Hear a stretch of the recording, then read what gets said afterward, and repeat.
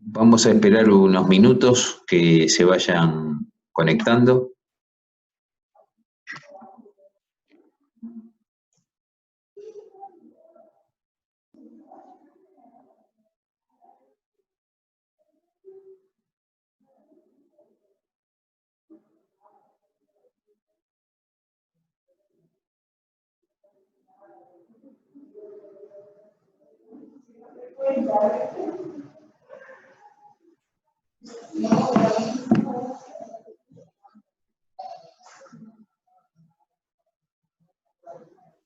Profe, una consulta. Sí, coméntame, Agostina. La clase de hoy sería la unidad número 11, ¿no? No. La 10 todavía no la habíamos terminado. Habíamos hablado de jornada de trabajo, nos faltó toda la parte del régimen de los descansos. Perfecto, gracias. La 11 la va a dar Mariela, y una vez que terminamos la 10, yo pasaría a dar la 12. La 12. Les quería comentar, ya que mientras esperamos un poquito, acuérdense que habíamos dicho de ir armando una monografía que pueden hacerla de 3 alumnos, o sea, pónganse de acuerdo entre ustedes, conéctense, total tienen los WhatsApp, tienen los mails, pueden hacerlo de a 3. Un trabajo monográfico no más de 5 hojas,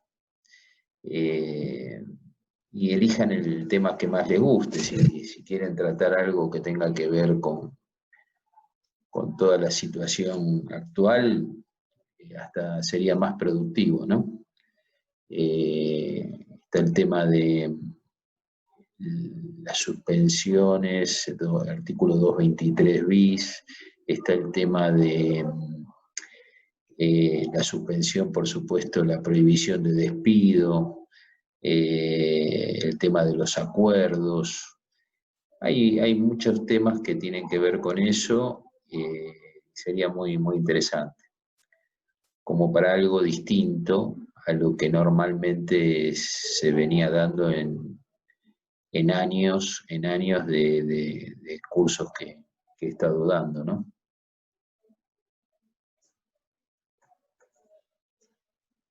¿Alguno ya eligió temas o no?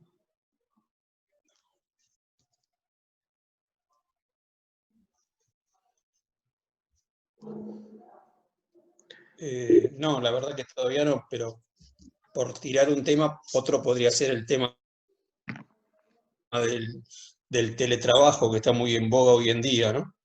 Me parece bárbaro, Enrique. Un buen tema que tiene que ver inclusive con las connotaciones respecto te diría hasta la parte sindical, podría llegar a verse afectada. ¿Cómo te conectás con los delegados de una empresa durante el teletrabajo? Está muy bueno eso. El futuro del trabajo post pandemia, si realmente todas las empresas se van a mantener como antes, o tal vez manden a sus trabajadores algunos días a trabajar a la casa y otros en la empresa. Es un tema muy, muy interesante que merece ser tratado. Sería muy bueno, Enrique. Fíjense todos, no solamente Enrique, son temas nuevos, así que dan para opiniones, y después ustedes normalmente en un trabajo pueden dar sus conclusiones, sus pareceres, y bueno, siendo un tema nuevo, está muy bien que lo hagan, ¿no? Por otro lado, le Ok. quería comentar, le quería hacer un comentario. Yo estuve 2 días de congreso. La verdad que me resultó muy bueno los expositores.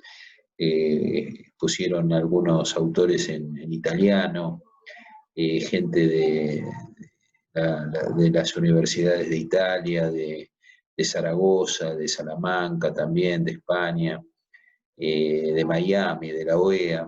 La verdad que fue un congreso que tenía que ver sobre temas de familia y temas de derecho en las circunstancias de la pandemia. Y lo único que faltó, parece mentira, ¿no? Lo único que faltó es autores que hablaran sobre los temas laborales, pero después de todo tipo, ¿no? Y realmente fue muy productivo inclusive conocer las distintas variantes en los países, ¿no? Cómo piensan salir y cómo las ayudas que han recibido de los gobiernos, que siempre son insuficientes. Se habló, ¿no?, de toda la parte europea. Y bueno, le diría que hoy por hoy estos temas que están en boga y que desde el punto de vista hasta legal, qué pasa con los municipios que dictan sus propias normas. Ahora yo ya estoy presentando un amparo por normas ya ni siquiera municipales, ya de barrios privados, que van más allá de los DNU del gobierno. O sea, realmente muy loco todo eso. Las normas restrictivas y de suspensión de derechos son a veces más duras que las que dictó el propio gobierno en los DNU, por aplicación de protocolos municipales, protocolos provinciales. ¿eh? Eh, Se hablaba de algunas normas que dictó la provincia de San Luis, que eran increíbles, ¿no?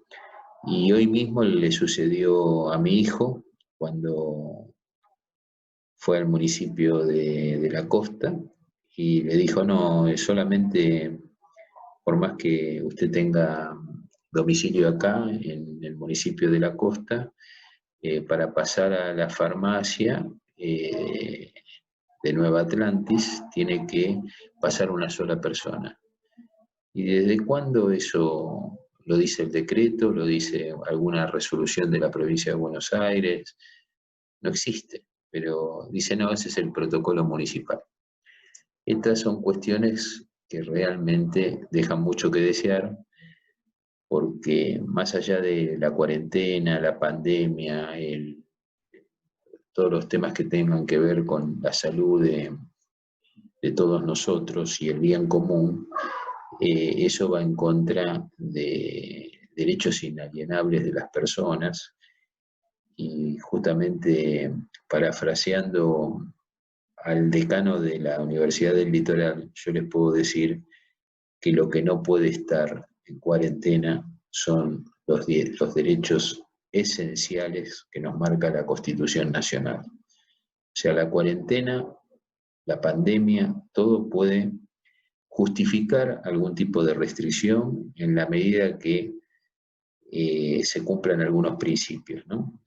Principios de legalidad, principios de temporalidad, principios de razonabilidad. Cuando aparecen estas cuestiones que son totalmente irrazonables, esto no puede aceptarse desde ningún punto de vista. Entonces, porque si no sería aplicarle la cuarentena a los derechos justamente que nuestra Constitución defiende y garantiza, y esto no puede ocurrir. No existen protocolos municipales que puedan hacer cualquier cosa, no existen disposiciones provinciales que puedan hacer cualquier cosa. Además, en una situación que ni siquiera se ha decretado el estado de sitio, como para suspender garantías constitucionales. Así que esto que quede claro. Cuando ya se alargó en el tiempo, la temporalidad se está haciendo muy extensa, entonces evidentemente hay cuestiones que deben reverse y deben considerarse, ¿no? Para que no dejen de ser, no pasen a ser irrazonables. Y va a depender también mucho de los lugares en donde se están aplicando, ¿no? No es lo mismo a lo mejor el AMBA, que necesita una mayor restricción en la circulación, no es lo mismo en el AMBA que en Córdoba o en Mendoza o en cualquier otra provincia donde hay muy pocos contagios, casi no hay contagios.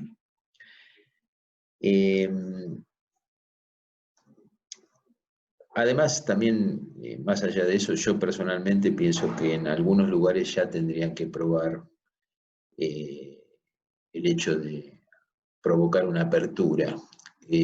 Uno se puede equivocar. Pasó con Corea del Sur, se abrió exageradamente, porque inclusive hasta mandó a los chicos al colegio, y ahora los vuelve a cerrar. O sea, probó, se dio cuenta que produjo en 48 horas 70 contagios, tampoco era que hizo, que se provocaron 1000 contagios, sino 70, y dijo no, por las dudas vuelvo a cerrar. Pero por lo menos se intentan cosas, se intenta cambiar y no mantener un status quo que en determinados lugares ya pasa a ser irrazonable. Bueno, ¿alguien me quería preguntar algo más sobre este tema de la monografía, como para que lo vayan viendo, háganlo 3 personas máximo, total, pónganse de acuerdo? ¿Hay alguien que quiera preguntar algo al respecto? Esta es la oportunidad. Bueno, entonces vamos a empezar con... Habíamos estado charlando la última clase con el tema que tenía que ver con la jornada de trabajo. Es un tema que yo les comenté, ¿no? Un poco muy interesante en que va a haber algunos cambios a lo largo de estos meses. De hecho, sufrieron cambios, ¿no? Y no sé si a todos les llegó un trabajo del profesor Caviglia, que fue compañero mío de comisión, de esta comisión, durante muchísimos años, hasta que se jubiló.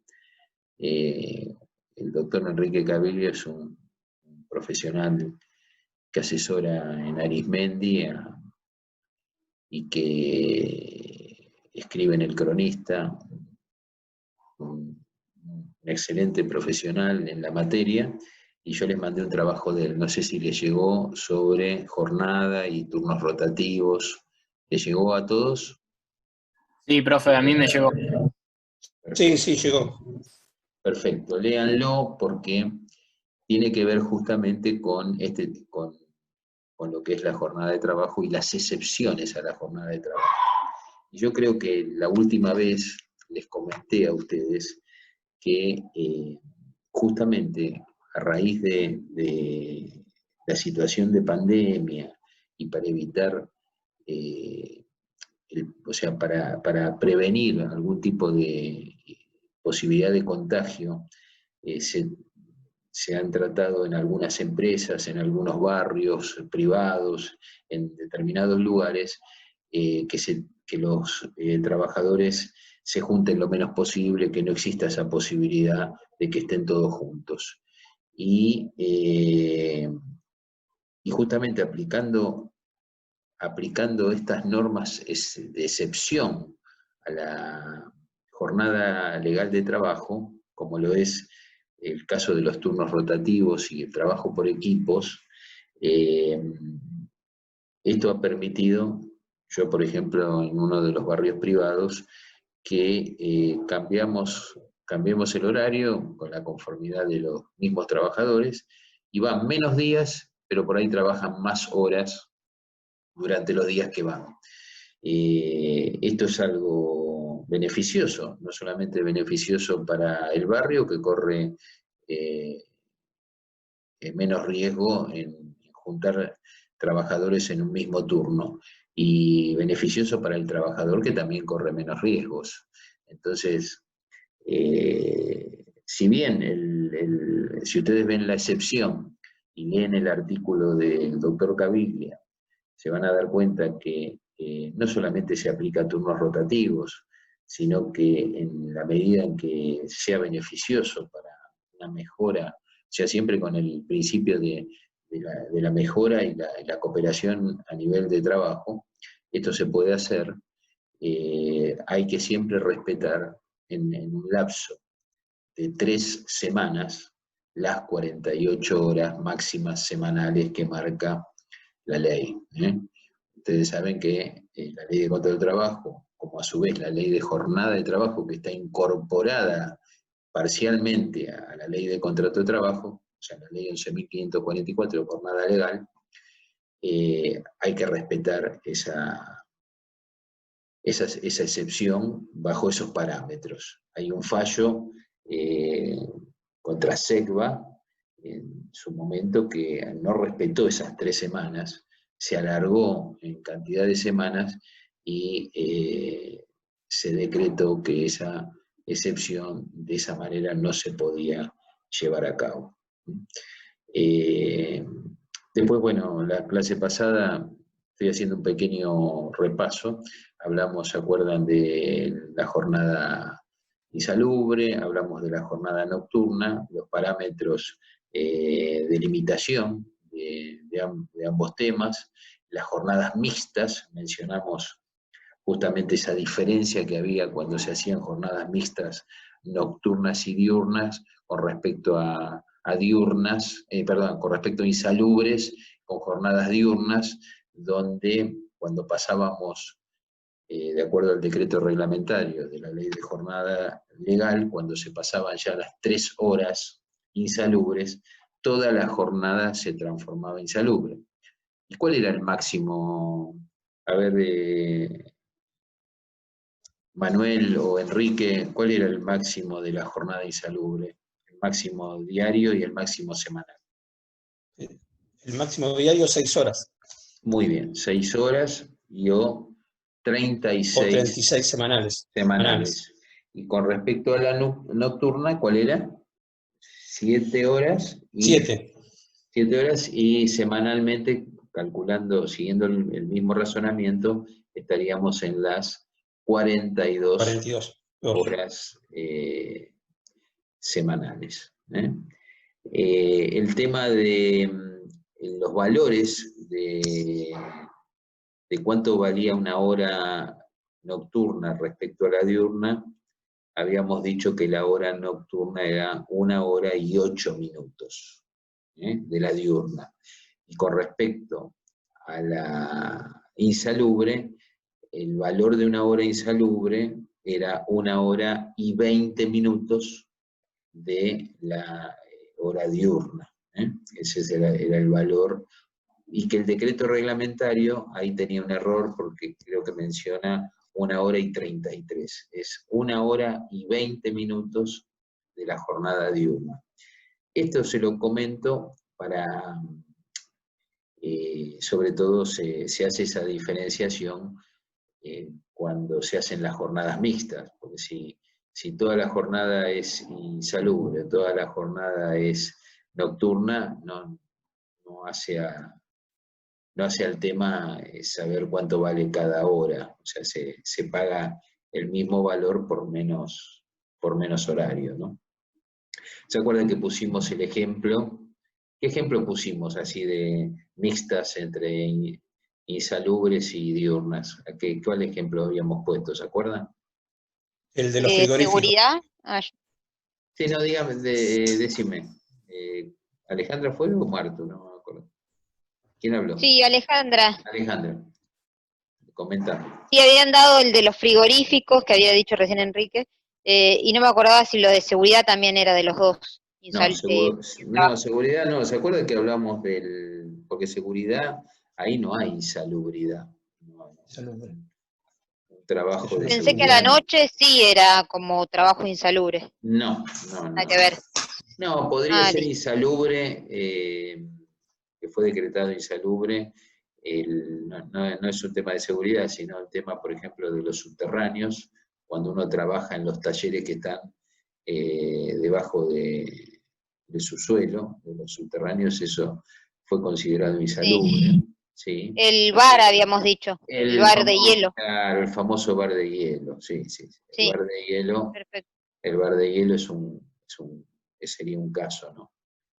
Me habían comentado también, no sé si será verdad, que no sé si en Suecia, en un país así del norte de Europa, que habían hecho hasta un hotel de hielo. No era un bar, ya directamente era un hotel, casi similar a un iglú, pero con capacidad hotelera. La verdad que eso me hicieron ese comentario, o sea, como cuestiones extrañas de turismo, ¿no? Como el caso de, creo que hay hasta un lugar submarino, hotel submarino, que van algunos turistas también, ¿no? Que están adentro del mar, como si fuera un submarino varado dentro del mar. Me habían hecho esos comentarios. La verdad que nunca escuché a nadie que haya ido, No, tampoco, nunca había escuchado. pero sí como cosas raras, turísticas. Había sentido ese comentario, había leído hace unos cuantos meses sobre ese tipo de hoteles extraños. Bueno, después, ¿qué más habíamos hablado sobre las jornadas, las excepciones? Hablamos de las horas extras, la parte extraordinaria. Dijimos cuánto era el máximo, o sea, las 30 horas en el mes, como máximo 200 horas en el año.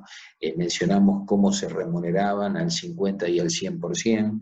Todo eso ustedes tomaron nota. Y lo estoy mencionando como para que también las personas que no estuvieron en la clase anterior se pongan al tanto de este tema. Y ahora pasaríamos ya directamente al punto 4 de la unidad 10, que tiene que ver con la protección del descanso, el descanso diario, semanal, vacaciones.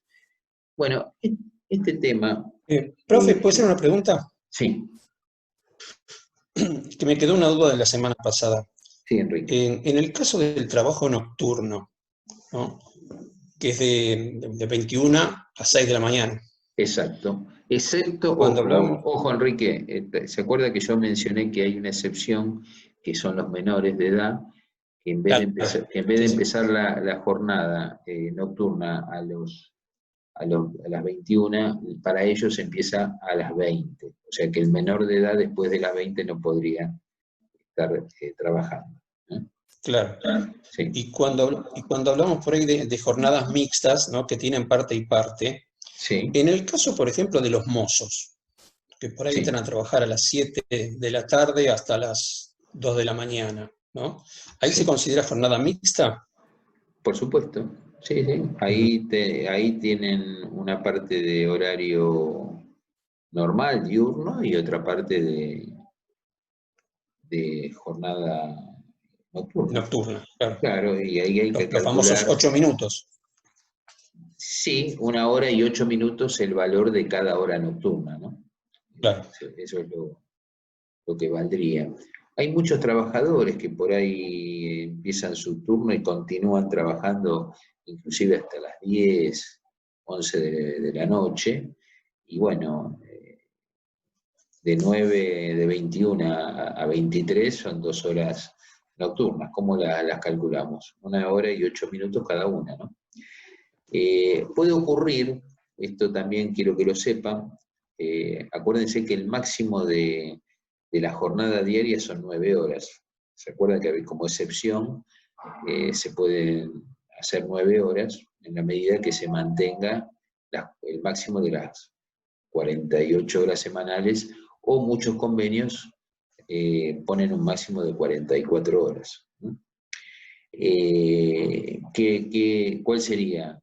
Se trabajan 5 horas de 9 horas, y por ahí el sábado no se trabaja. O sea, hasta 9 horas puede, digamos, como excepción, se puede llegar a hacer por día. ¿Alguna cosa más, Enrique? No, gracias. Bárbaro. Vayan preguntando todo, me gusta que participen y que realmente pregunten todas las dudas que tengan, porque para eso estamos los profesores, ¿no? Porque si no, como le ocurrió a mi hijo en una de las materias que dice que el profesor se comunicó para pasarle todas las cosas que tiene que leer, y después dijo, no, como en junio se va a hacer las clases presenciales, que ahora no se hacen, dice, bueno, en junio, después cuando empiezo a conversar sobre la materia, cuando lo haga presencialmente. Así que no tuvo clase, pero ahora sí empieza la clase por Zoom a partir de junio, pero durante todo este tiempo no tuvo clase, lo único que recibió fue todo el material que tenía que leer. La verdad que esas son las cosas que yo me resisto como profesor después de tantos años de dar clases. Imagínense que mi primer clase la di a los 21 años de edad. Yo me recibí de abogado a los 21 años de edad. O sea, sin ánimo de mandarme la parte ni nada que se le parezca, porque no me interesa, pero cuando yo llegué con la carpeta como ayudante a la primera clase que la di en Derecho en la planta baja, nunca me voy a olvidar, yo tenía la carpeta de todos los alumnos, o sea, para tomarles el presente, y se me acercaban mucho y me decían, bueno, ¿con quién con quién venís a cursar? ¿Qué venís a...? O sea, lo que menos me miraban era que yo era el profesor que tenía que dar la clase, ¿no? Entonces nunca me olvido. Y desde esa época, jamás dejé de dar clase. Imagínense que tuve años de 5 cursos, tuve años que di Derecho Constitucional con Espota, fui profesor de la cátedra de él, después di Derecho 2, o sea, la parte que tenga que ver con el derecho colectivo de trabajo. Y ya en los últimos años, por razones laborales, me dediqué solamente a este curso, un solo curso por año, digamos, ¿no? O sea, los dos cuatrimestres. Pero hubo épocas que daba muchísimas clases, muchísimas, hasta que llegaba el viernes y mi garganta ni yo mismo me la reconocía, de dar tantas clases. Entonces lo que yo realmente quería, o quiero mejor dicho, es que ustedes se sientan a gusto con la clase, que pregunten, que el profesor esté presente, no que sea un profesor ausente. Porque para eso estamos, si no, directamente dan la materia libre. Yo no tuve tanta suerte como ustedes, o sea, yo me recibí y solamente cursé 6 o 7 materias y di todo libre. No tuve la oportunidad de poder cursar todas las materias, sino que al revés, fueron todas libres. Con respecto a lo que estábamos charlando, me están escuchando, ¿no?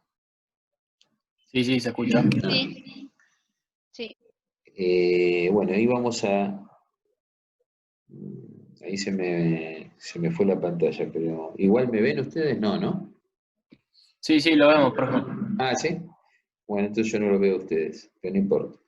Con respecto al tema estábamos charlando, íbamos a empezar a hablar del tema descansos. Y este tema es un tema muy importante porque, ¿por qué es un tema importante? Porque justamente lo que se pretende es que realmente cuidar la salud psicofísica del trabajador.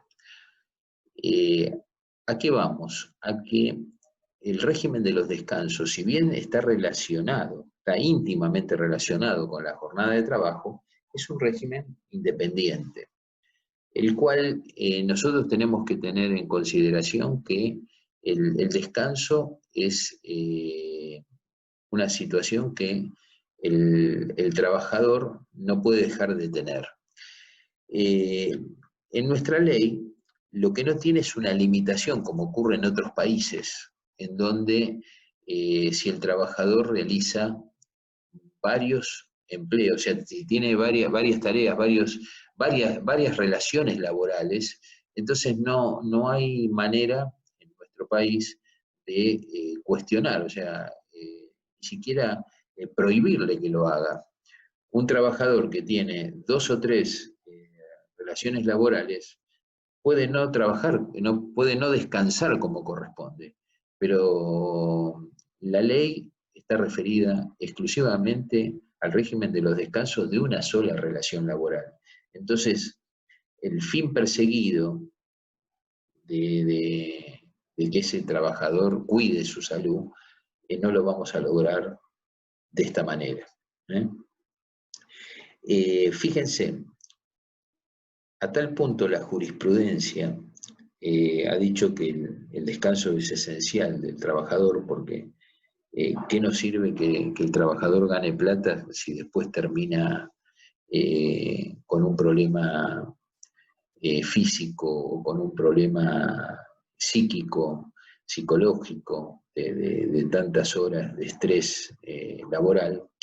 ¿Para qué nos sirve? Entonces, estos son temas esenciales que a nivel laboral se deben considerar. Ahí está el artículo, no se olviden que está el artículo 75, que habla del deber de seguridad que debe tener la empresa respecto a todos los trabajadores. Más allá de las normas que tienen que ver con los accidentes y enfermedades profesionales, ¿no? Entonces decíamos que la jurisprudencia ha sido muy, pero muy conteste, o sea, en decir que los descansos no son compensables en dinero. El descanso no es compensable en dinero. Yo he visto que muchas veces se reclaman horas y horas en liquidaciones de demandas laborales que tienen que ver con francos compensatorios no gozados, o sea, trabajadores que debían gozar el franco y no lo gozaron, ¿no? Y se los reclama judicialmente. Esto no corresponde. O sea, la jurisprudencia dice lo mismo que pasa con las vacaciones. Si durante X tiempo pasaron los años y la persona no gozó las vacaciones, las terminó perdiendo, no las puede compensar en dinero. Ustedes dirán, sí, pero muchas veces el empleador me ofrece pagarme. Sí, eso ocurre realmente en la práctica. Muchos empleadores le dicen al trabajador, bueno, mire, le pago las vacaciones y trabaje. O sea que cobra doble. Eso ocurre en la práctica. No debería ser, o sea, no es lo que corresponde ni debería llevarse a cabo. Y fíjense que a mí me ha pasado en algunos expedientes que figuraban trabajadores que estaban de vacaciones, figuraban como que estaban de vacaciones porque estaban trabajando las vacaciones, lo cual no correspondía legalmente, pero el trabajador y el empleador se ponían de acuerdo, porque el trabajador quería ganar más dinero y una manera de ganarlo era trabajar las vacaciones, pero también había que hacer figurar en la documentación de la empresa que esas vacaciones eran vacaciones. Entonces, me ha ocurrido ver en algunos expedientes donde un trabajador sufre un accidente de trabajo y cuando vamos a la documentación laboral, ese señor estaba de vacaciones. Esto pasa mucho en las empresas de transporte, ¿no? Donde la libreta que lleva el chofer figura, está trabajando y sin embargo figura como que está de vacaciones porque el chofer arregló con la empresa trabajar las vacaciones. Bueno, esto es lo que la ley no quiere. Por eso el descanso no es compensable en dinero. Esto ténganlo en cuenta. Algún fallo, alguna jurisprudencia que otra, permitió, pero muy restrictivamente, compensar con dinero alguno que otro franco compensatorio no gozado cuando el trabajador, en el momento que debía gozarlo, fue despedido, entonces no podía gozar el franco compensatorio. Si a mí me despiden hoy, viernes, y a mí me tocaba gozar un franco compensatorio la semana que viene, esos francos compensatorios yo no los puedo gozar porque fui despedido. Entonces, ahí hay alguna jurisprudencia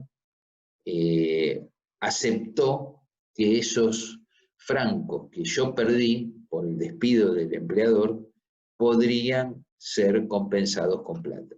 Pero en términos generales se rechaza todo tipo de compensación. Pero profesor, una consulta. Sí. Cuando uno está de vacaciones, ¿no se supone que debe gozar de su sueldo habitual, digamos? Cuando uno está de vacaciones, por supuesto, las vacaciones son pagas, así que goza de un sueldo. Cuando uno las trabaja, cobra otro sueldo más. Eso es lo Claro, que... sería como algo extra. Sí, lo que pasa es que no, la ley no lo permite, ¿no? Si se corta, volvemos a entrar, porque quedan 2 minutos. Volvemos a entrar con las mismas, como siempre, ¿no? La misma contraseña y todo. Entonces, que quede claro esa situación. El descanso es esencial y, mire, cuando yo fui varios años abogado de un sindicato, justamente uno de los temas que yo me preocupaba era, si bien muchos hablaban de mejorar las condiciones laborales y mejorar la parte monetaria de los salarios, las categorías, etcétera, etcétera, yo me preocupaba mucho por la seguridad en el empleo, la seguridad, porque ¿qué sirve a un trabajador?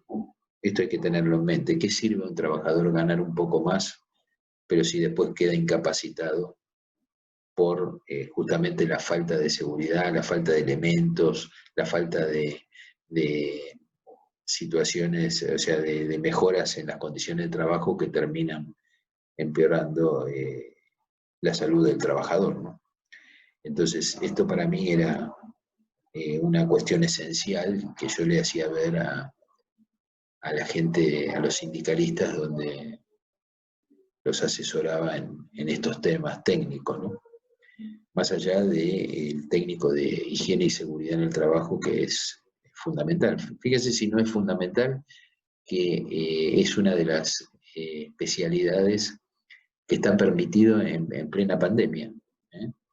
Es una excepción y lo consideran una actividad esencial.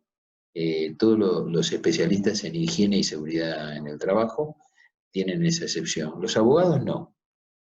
Lo que le estaba comentando es que la importancia que tiene justamente todo lo relacionado con la seguridad en el trabajo, ¿no? Y mejorar las condiciones de trabajo justamente para evitar cualquier tipo de enfermedad o accidente del trabajador. ¿Me escuchan bien, no? Sí, sí, se escucha bien. Ah, Se bueno, escucha, profe. perfecto, perfecto. ¿Cuál es? Profe, Sí, una consulta. Si, por ejemplo, yo trabajo en una empresa y quiero tomarme un día sin goce de sueldo, ¿el empleador tiene el derecho a negármelo? exacto, sí, sí. Si es sin goce de haberes, el empleador, si es por un tema particular suyo, el empleador se puede negar a dárselo. Perfecto, Si es gracias. para una cuestión particular, ¿no? Sí, Hay sí, sí. algunos, si es por un examen, no, si es por una atención a lo mejor de un familiar cercano, eso muchos convenios hacen mención a esos temas cuando alguien está a cargo de una persona, de la mamá mayor de edad o lo que fuera, no hay otra persona que se pueda hacer cargo. Hay convenios que establecen justamente la obligatoriedad de que el empleador permita que la persona pueda no concurrir al trabajo en esas condiciones, ¿no? Eso, Claro, no, lo consultaba porque conozco muchas situaciones en donde varias personas se toman, por ejemplo, 2 semanas de vacaciones y quieren tomarse 2 días más sin goce de sueldo y conozco gente que se lo han aprobado, gente que se lo ha rechazado, entonces no sabía si era obligatorio o no. no, eso es un tema a convenir y no es obligatorio para el empleador, no es obligatorio. Yendo al tema descansos, hay distintos tipos de descansos. Hay un descanso entre jornada y jornada, que sería mínimamente de 12 horas. Hay un descanso semanal o hebdomadario, ustedes lo van a ver, esa palabra rara, semanal, de 36 horas en la semana, ¿no? Por fin de semana, que sería el sábado después de las 13 hasta cuando usted empiece el trabajo el día lunes, mínimo de 36 horas, y hay un descanso anual, que son las famosas vacaciones.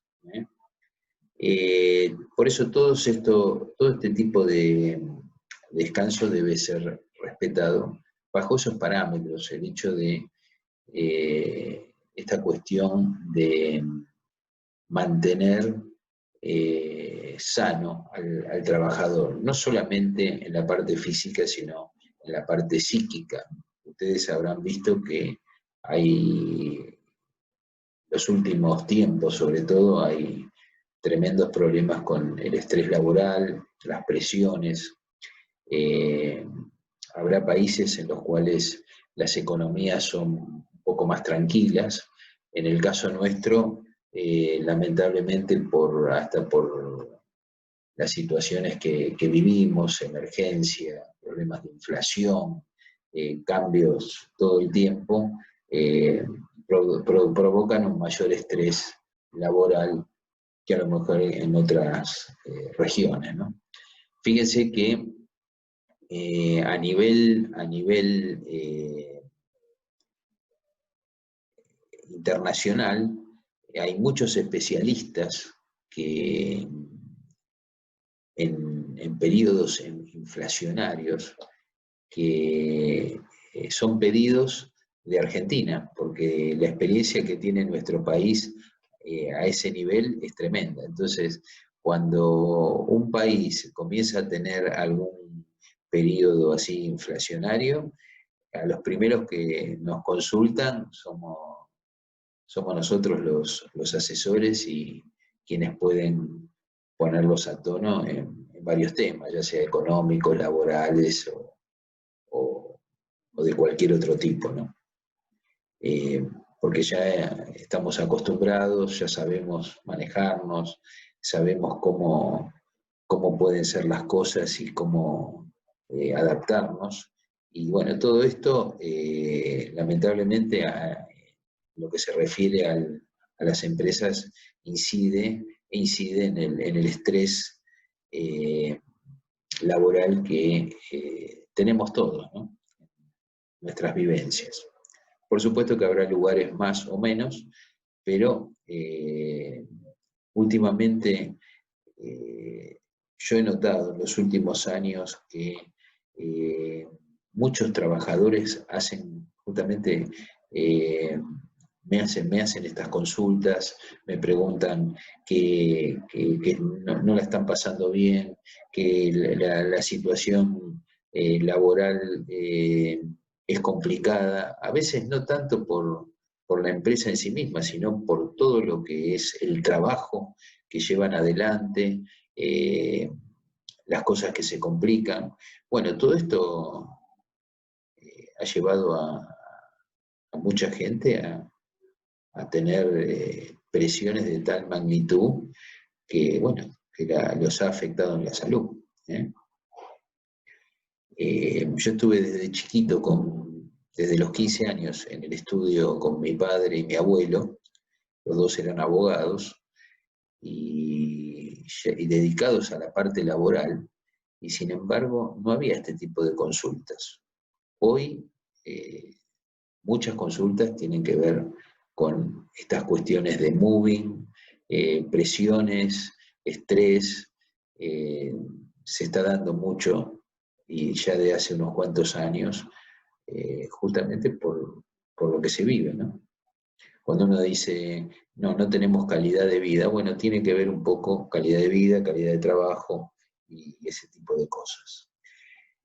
Con respecto entonces a los descansos, habíamos hablado del descanso hebdomadario, el descanso semanal, el descanso, las vacaciones, el descanso anual. ¿Qué pasa cuando el trabajador, hay actividades que se permite que se trabajen, incluso actividades de seguridad, actividades de los shopping, en los que los trabajadores trabajan un sábado después de las 13 horas o un domingo? ¿Qué ocurre con ese trabajador? Más allá del reclamo que puede hacer por horas extras después el sábado después de las 13 o el domingo. ¿Qué ocurre con el descanso? Bueno, el descanso, normalmente, por lo que dice el 207 de la Ley de Contrato de Trabajo, debe tomárselo a la semana subsiguiente el franco compensatorio por ese día, ese sábado, ese domingo que trabajó y no descansó. Entonces, ese descanso es compensado. Cuando aparecen este tipo de descanso y cuando no se superan las 48 horas semanales o las 44 horas que marcan la mayoría de los convenios, entonces inclusive esas horas pueden no ser horas extras. Porque acuérdense que cuando se plantean las horas extras, tienen que superar la jornada máxima legal. O sea, para considerarse extra, tiene que superarse la jornada máxima legal. Entonces, si yo trabajo las 48 horas o 44 horas semanales, no supero el máximo de la jornada laboral, pero sí lo trabajo un sábado después de las 13, o lo trabajo un domingo cuando debería descansar, ¿qué es lo que hay que hacer? Hay que darle un franco compensatorio al trabajador. Y ese trabajador a la semana subsiguiente se va a tomar el franco compensatorio cuando lo disponga el empleador. Ahora, si el empleador no dice nada ni dispone el franco compensatorio, el trabajador tiene derecho él a notificar, mandar un telegrama, es lo que debe hacerse, y decirle, atento que usted empleador no me dijo cuándo me tenía que gozar el franco, me lo tomo yo. Le aviso que me lo voy a tomar tal día, y se lo mando por telegrama. Hay que, por una cuestión de buena fe contractual, tenemos que notificarlo al empleador el día que vamos a tomar ese franco compensatorio que no nos otorgó. ¿Qué ocurre en ese caso? Si yo me vi obligado, yo trabajador, me vi obligado a actuar en estas condiciones, además de gozar el franco cuando yo lo disponga, tengo derecho a cobrarlo, a cobrar un 100% de multa, a cobrar ese franco con el 100% de multa, porque el empleador no me lo dio él, sino que yo tuve que tomar esta determinación y decidir tomarme ese franco. Distinto hubiese sido que el empleador dijera, bueno, lo goza tal día. Como yo tuve que tomar esa actitud, la ley le aplica una multa. Esto, todo lo que yo les estoy mencionando, lean el artículo 207 de la Ley de Contrato de Trabajo. No dejen de leer esa parte. Con respecto a las vacaciones, un tema lindo, ¿no?, para todos, cuando hablamos del descanso anual o vacaciones,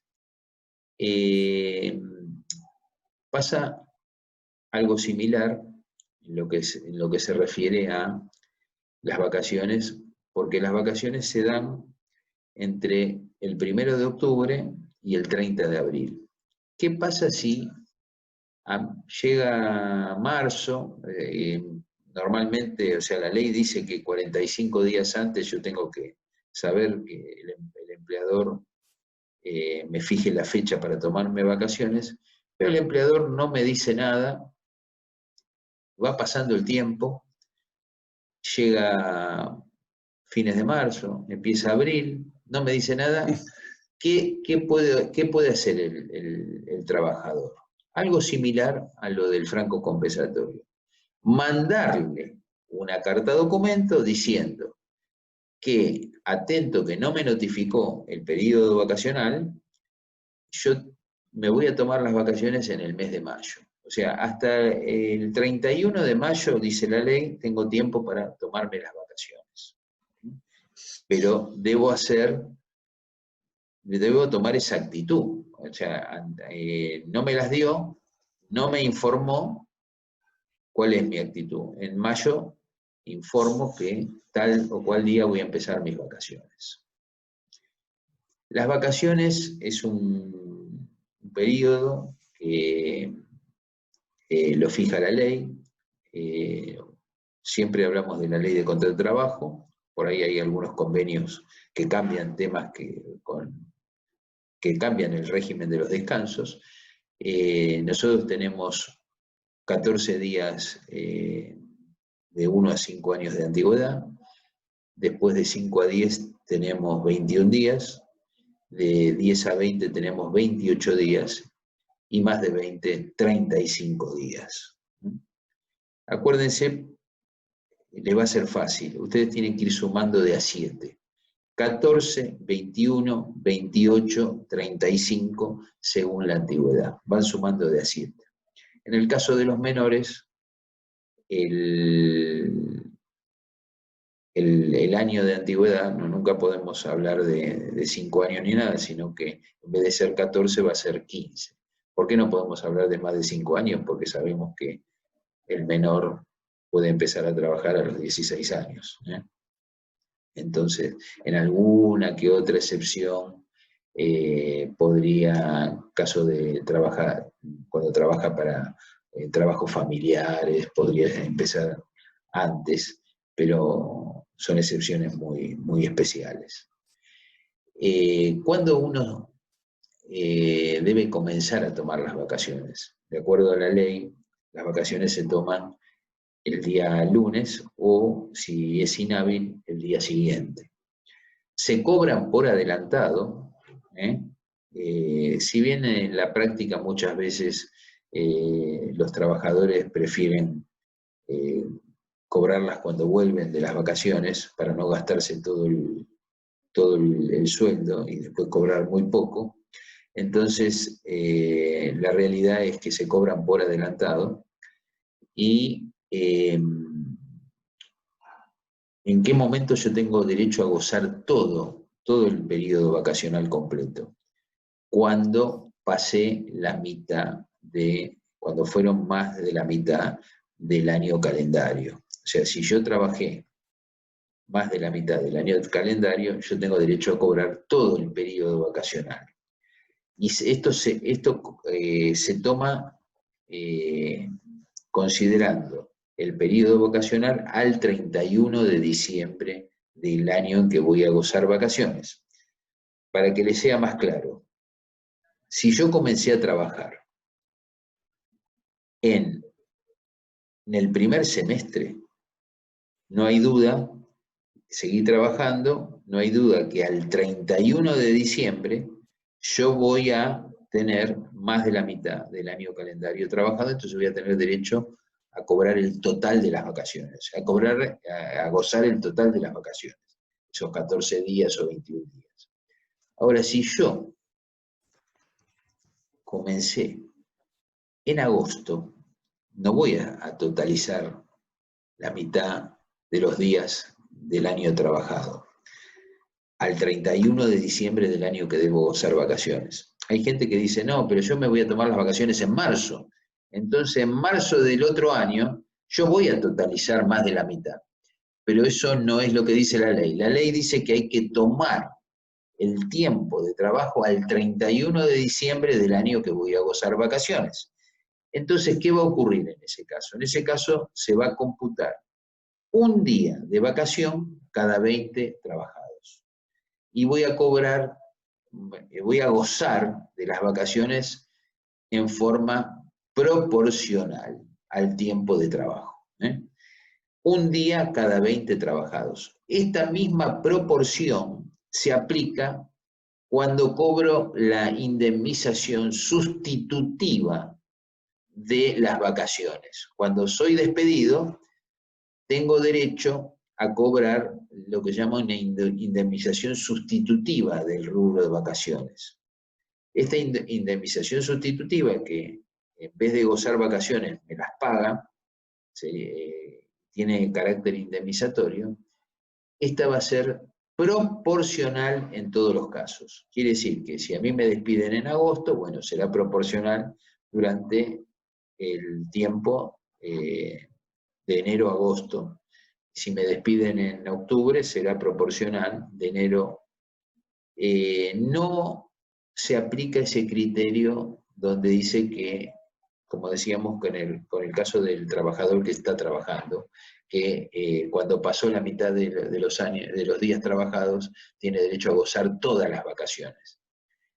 En el caso del despido y en el caso del cobro, lo que se llama la indemnización sustitutiva, siempre es proporcional. ¿Quedó claro esta situación? ¿Quedó claro para...? Sí. Es proporcional. Sí, Cuando es indemnización sustitutiva de vacaciones no gozadas, es proporcional. Con relación a las vacaciones, ¿se pueden dejar parte de las vacaciones sin tomarlas? O sea, en vez de, yo tengo derecho a gozar 21 días, digo, no, este año me tomo 15. ¿Puedo dejar una parte? Sí, lo puede hacer. La tercera parte se puede dejar para el año siguiente sin perderlas. La tercera parte. Hay algunos convenios que inclusive se puede dejar más, pero lo que dice la ley de contrato de trabajo es solamente la tercera parte. También la ley de contrato de trabajo marca el hecho de que el trabajador puede pedir en caso de casamiento que se junte la licencia por casamiento más las vacaciones, se alarga un poco el periodo de goce de no ir de descanso, ¿no? De no ir a trabajar por razones de casamiento. También puede pedir que el trabajador, una vez en 3 años, que sea en periodo de verano, o sea, que no siempre le toque tomarse vacaciones en abril o en octubre, sino una vez en 3 años le debe tocar en periodo de verano. También puede pedir que coincidan las vacaciones por razones familiares que coincida con las vacaciones de su esposa, de su familia, de su cónyuge o de la persona que convive. Hay por ahí un fallo de jurisprudencia muy, muy raro, una cosa muy particular, donde se le negó esa posibilidad y la justicia le dio la razón al empleador porque eran los únicos dos trabajadores, trabajaba el matrimonio en ese comercio. Entonces el empleador dice, no, si le doy vacaciones a los dos, me quedo sin empleados. Entonces fue el único caso, un fallo raro, ¿no? Muy extraño, porque que se dé esa situación es casi imposible, ¿no? Volverla a repetir, en donde el matrimonio era los únicos dos empleados. Habían pedido gozar las vacaciones, entonces el empleador le dijo, no, mire, si gozan los dos al mismo tiempo, yo me quedo sin empleados.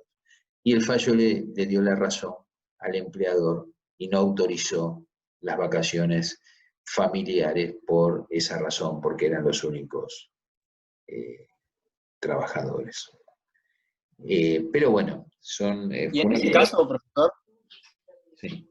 ¿no existe un contrato, digamos, que sea por las vacaciones que se hayan tomado esas dos personas, como contratar a dos personas por un determinado periodo hasta que ellos regresen de sus vacaciones? No hay esa posibilidad. Esto estamos hablando de lo que dice la ley de contrato de trabajo. Eso sería, digamos, un acuerdo, ¿no? Un acuerdo. Hay algo que lo dejé para el final porque esto sí no quiero que se confundan, no quiero que se olviden, e inclusive es tema de examen muchas veces, ¿eh? A los profesores nos gusta tomar este tema que les voy a comentar, que es lo que se denomina el plus vacacional, lo que llamamos el plus vacacional. Sí. Esto tiene que ver cómo se retribuyen las vacaciones. Cuando a alguien le preguntan, ¿cuánto ganas por día?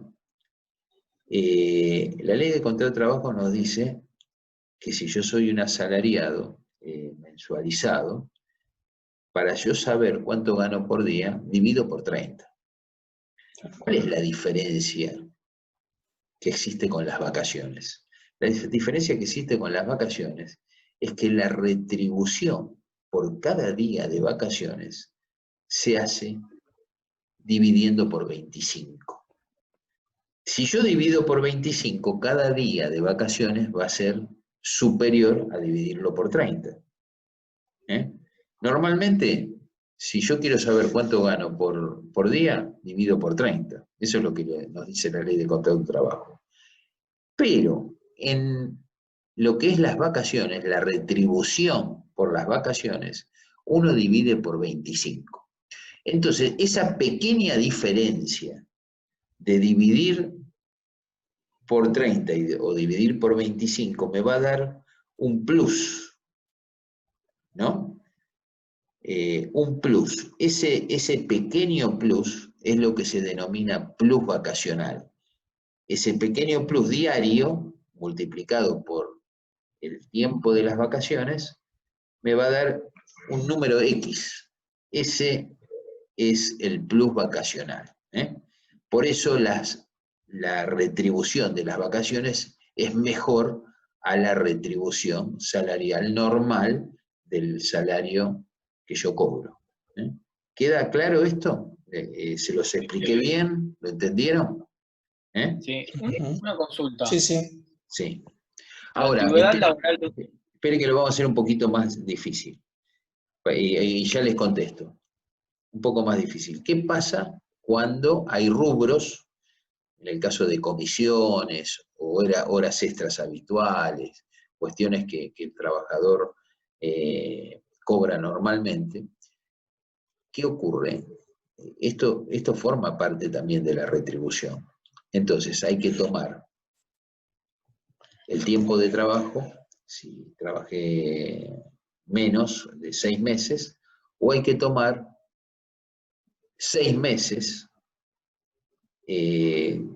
anteriores al momento que yo voy a tomar para las vacaciones, ¿no? Normalmente vamos a tomar esos 6 meses y promediar todos estos temas que tienen que ver con las comisiones, las horas extras, o sea, promediar esos 6 meses, o si trabajé menos de 6 meses, el tiempo que trabajé. Esto, de esta manera es también cómo se tiene que considerar la retribución de esos ítems, o del salario a destajo también, de esos ítems que no son los de de una persona mensualizada con un sueldo fijo. ¿Vale? Bueno, ahora le contesto a la persona que me preguntó. ¿Quién es? Alguien que me preguntó algo. Yo iba a preguntar que cuándo empieza, digamos, la antigüedad laboral de un trabajador. O sea, ¿desde el primer día que comienza el trabajo empieza la antigüedad o empieza en otro momento? Sí, por supuesto. Pues claro, puede ocurrir que muchos empleadores por ahí, cuando es el periodo de prueba, no los registran. La realidad es que comienza en el momento en que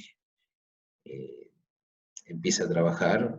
También podría decir en el momento en que el empleador le da el alta temprana, pero si no coinciden, es desde el momento en que está trabajando, ¿no? O sea, normalmente cuando uno va a trabajar, se le da el alta temprano en la FIP, va a ser el mismo día que empezó a trabajar.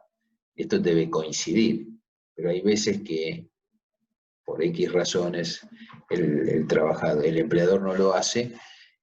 La realidad es que para la ley uno comienza ese día, y ese día debería ser la fecha de su ingreso, ¿no? ¿Qué otra cosa quería preguntarme? ¿Alguien más tiene alguna duda sobre este tema del plus vacacional? Miren que es pregunta de examen, ¿eh? Díganme algo más. Yo le quería... Entonces, uy, perdón. No, pregunta. Es una consulta rápida. Entonces, el plus vacacional es la diferencia que existe a partir de la división de los días. Claro, fíjense, si yo quiero saber, usted gana 30.000 pesos, yo quiero saber cuánto gana por día, divido por 30, son 1.000 pesos. Si yo quiero, soy el contador de la empresa que tengo que hacer la liquidación de sus vacaciones, la ley me dice a mí que no puedo dividir cada día de vacaciones, sacar el día de vacaciones dividiendo 30, tengo que hacerlo por 25. Al dividir por menos, 30.000 pesos dividido 25, ¿alguien tiene ahí una calculadora? Me va a dar 1.000 y pico. ¿Tiene alguno ahí a mano una calculadora o el celular? Me va a dar menos, me va a dar más, quiero decir. Esa diferencia de 1.000 pesos a 1.200. ¿cuánto le da? 1.200. Por eso, 1.200. esa diferencia de 1.000 a 1.200, esos 200 pesos es el plus vacacional. ¿Quedó claro en eso? El plus vacacional está dado por la diferencia de dividir, que el divisor sea 25 y no sea 30, que es lo que normalmente marca la ley. O sea, la ley nos dice que para saber cuánto gano por día, divido por 30. Pero para la retribución vacacional hay que dividir 25. Y multiplicarlo por la cantidad de días gozados. Por supuesto, sí, se divide, por eso es el día de vacaciones, el día vacacional, y después multiplicamos por la cantidad de días que corresponda, los 14, los 21, los 28 o los 35 días. Y ahí sabemos cuánto es el total de las vacaciones, cuál es el total de la retribución. Pero el plus es ese pedacito, esos 200 pesos que me está dando de más.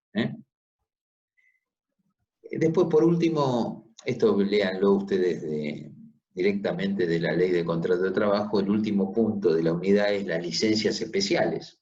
O sea, tenemos en la ley licencias especiales. Las licencias especiales, a ver, alguno que me diga, que me ayude con alguna licencia. especial que están... Licencia por maternidad, por ejemplo. Sí, alguna que no sea ni maternidad, ni casamiento, ¿cuál otra puede ser? Porque otra... Psicológica. Excedencia. ¿Eh? No, no, no, no. Psicológica, No, licencias por que enfermedad. están pagas, ¿no? Que están pagas. Pagas. Por ejemplo, por examen. La licencia Claro. por examen. Lo que ustedes están haciendo, ustedes pueden pedir directamente licencia por examen, que va a depender, por supuesto que tienen que ser programas oficiales, tienen que mostrar el certificado que acredite el examen y pueden pedir días de licencia. Si es universitario o secundario, eso va a depender. Hay muchos convenios donde mejoran lo que dice la ley de contrato de trabajo. Licencia por fallecimiento. Si fallece el hermano, puede tener un día de licencia.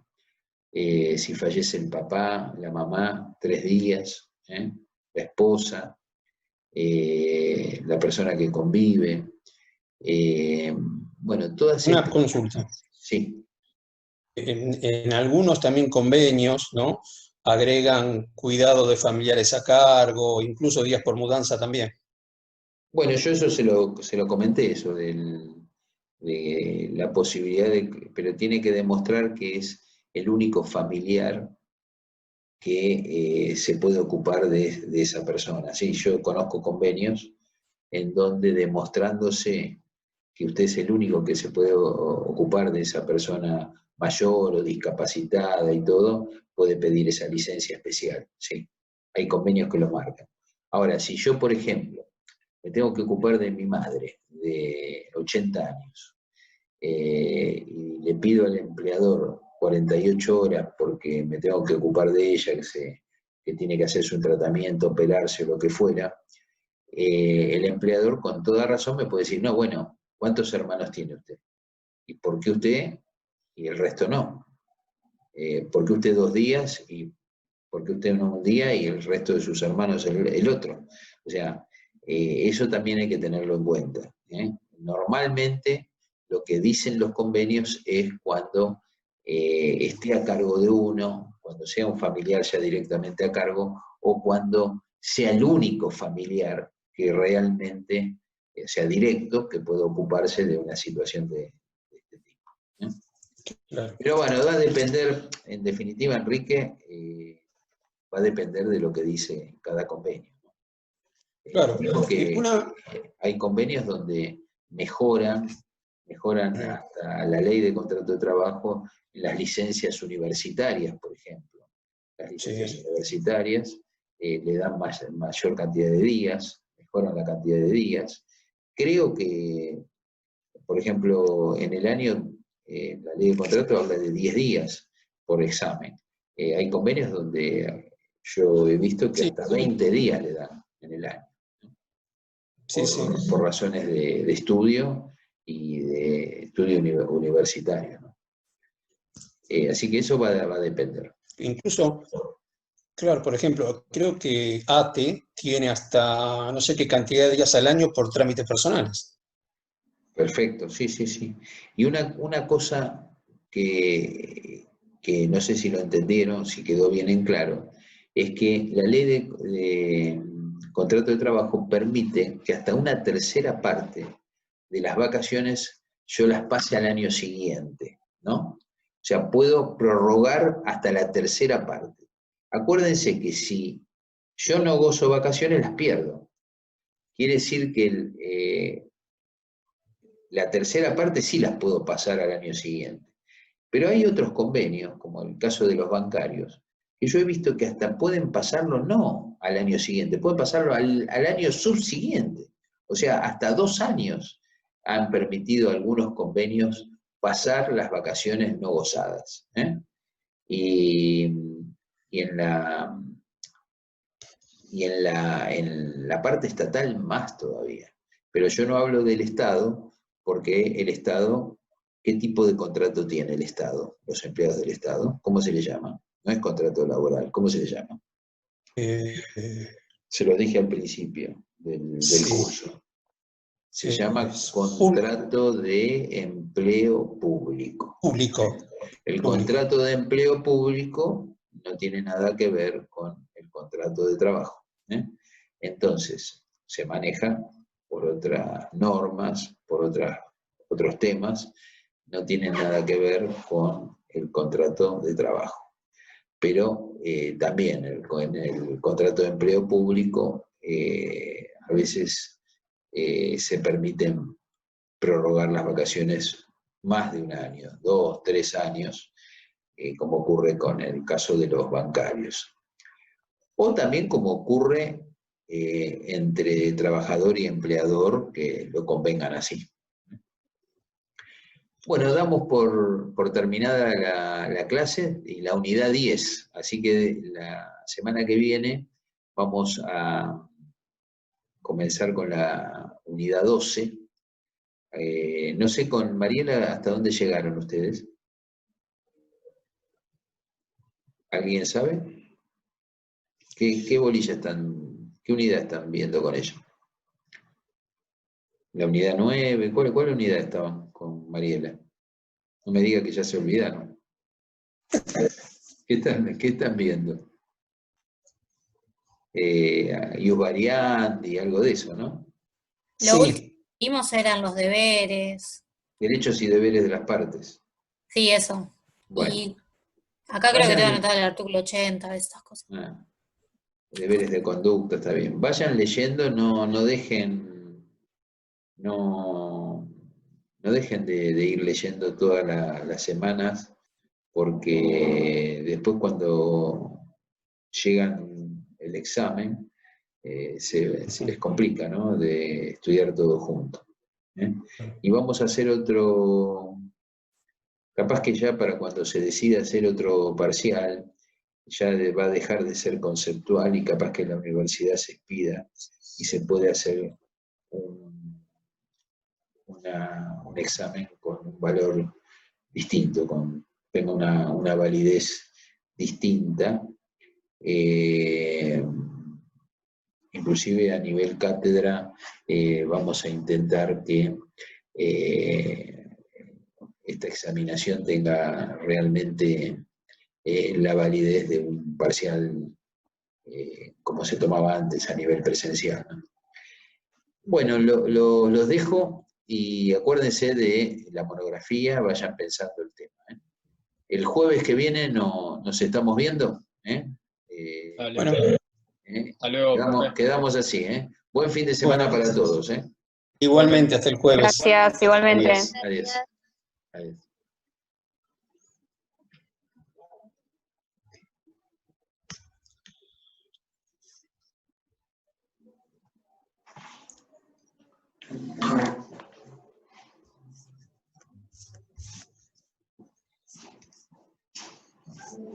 Rodri.